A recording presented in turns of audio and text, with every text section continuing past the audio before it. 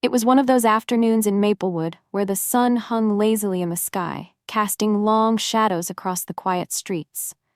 The kind of day where nothing much ever happened, and people went about their business without a care in the world. I was sitting on my porch, sipping a cup of coffee, enjoying the peace and quiet, when I saw the flashing lights of a police car down the street. My heart sank. It wasn't unusual to see cops around here, but something about this felt different. There was a tension in the air, a heaviness that made my stomach twist. I stood up, my curiosity getting the better of me, and walked closer to see what was going on. That's when I saw her. Officer Linda Harris, a woman in her late 30s with a no-nonsense attitude and a reputation for being tough. She had her hand on her hip, her other hand resting on the holster of her gun, as if she was ready for anything.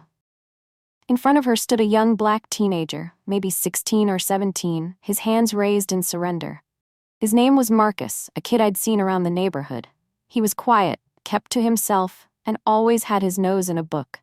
Seeing him like this, with fear in his eyes, felt wrong. It felt like the world had tilted off its axis. I didn't do anything, Marcus pleaded, his voice shaking. I was just walking home. Officer Harris didn't seem convinced. You match the description of a suspect we're looking for, she said firmly, her voice cutting through the air like a knife. I need you to come with me. I could see the fear in Marcus's eyes, the way his shoulders tensed, the way his breath hitched. He looked around, hoping someone would step in, but the small crowd that had gathered just stood there, watching. My stomach churned. I wanted to say something, to do something, but I didn't know what. I felt helpless, like I was stuck in a nightmare I couldn't wake up from. As Officer Harris handcuffed Marcus and led him to the squad car, I noticed a man running down the street.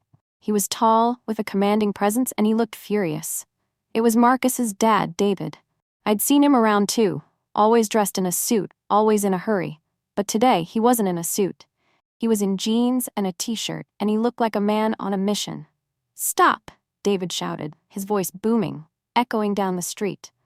That's my son. Officer Harris turned, her expression hardening. Sir, step back. This is police business. David didn't back down. He reached into his pocket and pulled out a badge, holding it up for everyone to see. I'm David Carter, CIA, and you're making a huge mistake. The crowd gasped. Even Officer Harris looked stunned. She hesitated, her grip on Marcus loosening slightly. CIA? She repeated, as if she couldn't believe it. Yes, David said, his voice steady but filled with emotion. And my son is not a criminal. He's a straight-A student, a good kid. You're arresting him because of what? A description? Do you even have proof? Officer Harris glanced at Marcus, then back at David. For the first time, I saw doubt flicker across her face. She uncuffed Marcus, her hands trembling slightly. I'm sorry, she stammered. I was just doing my job. David stepped forward, his eyes blazing with a mix of anger and relief. Your job is to protect and serve, not to assume and accuse. My son could have been hurt, or worse, because of your assumptions. Do you understand that? The crowd was silent, the weight of the moment hanging in the air like a storm cloud ready to burst. Marcus rubbed his wrists, his eyes downcast. He looked embarrassed, humiliated, like the world had betrayed him. My heart ached for him. No kid should have to go through that. No one should have to go through that.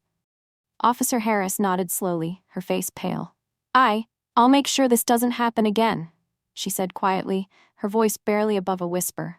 David put a hand on Marcus's shoulder, pulling him close. Let's go home, son, he said softly, his voice filled with a father's love and protectiveness. Marcus nodded, and they walked away together, leaving the rest of us to process what had just happened.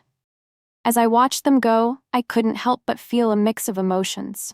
Relief that Marcus was safe, anger at how quickly things could go wrong, and a deep sadness for the world we live in. It was a reminder that, even in a small town like Maplewood, where everyone knows everyone, prejudice and fear can still take hold. It was a reminder that the color of someone's skin could still dictate how they were treated, even when they had done nothing wrong. That day stayed with me. It wasn't just about Marcus or his dad. It was about all of us, how we see each other, how we treat each other. It made me wonder, if David hadn't been there, if he hadn't been a CIA agent, would things have ended differently? Would Marcus have been just another statistic, another name added to a long list of injustices?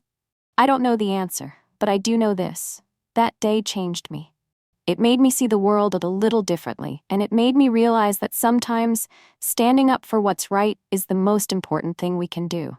Even if it's just from the sidelines. Even if it's just by bearing witness. Because in the end, it's not just about one kid or one cop or one dad. It's about all of us and the kind of world we want to live in, and that's something worth fighting for. As the days passed, I couldn't shake the image of Marcus standing there, his hands raised, his eyes filled with fear. I thought about David, running down the street, his voice filled with a father's desperation. I thought about Officer Harris, her face pale, her hands trembling as she realized the gravity of her mistake. And I thought about the crowd, standing there silent watching, as if we were all complicit in some way. It made me realize that change doesn't happen overnight. It's not just about one moment or one person. It's about all of us, coming together, standing up for what's right, even when it's hard, even when it's uncomfortable. Because in the end, it's not just about Marcus or David or Officer Harris. It's about the kind of world we want to leave behind for our children. And that's something worth fighting for.